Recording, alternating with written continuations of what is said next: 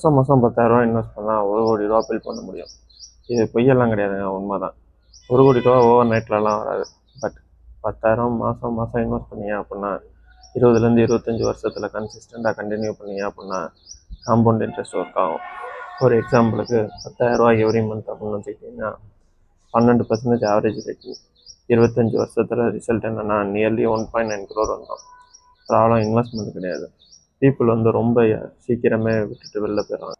நிறையா பேர் என்ன எதிர்பார்க்குறாங்க அப்படின்னா லம்பர்கினி மாதிரி ஸ்வைன்னு ரிசல்ட் வந்துடணும் அப்படின்னு நினைக்கிறாங்க. ஸ்விக்கி லெவலுக்கு நமக்கு பேஷன்ஸ் இருக்குன்னு ஆகணும். ரிச் பீப்புள் வந்து சேலரியை வச்செல்லாம் ரிச் பீப்புள் வந்து சீக்ரெட் சேலரி கிடையாது, கன்சிஸ்டன்சி தான்.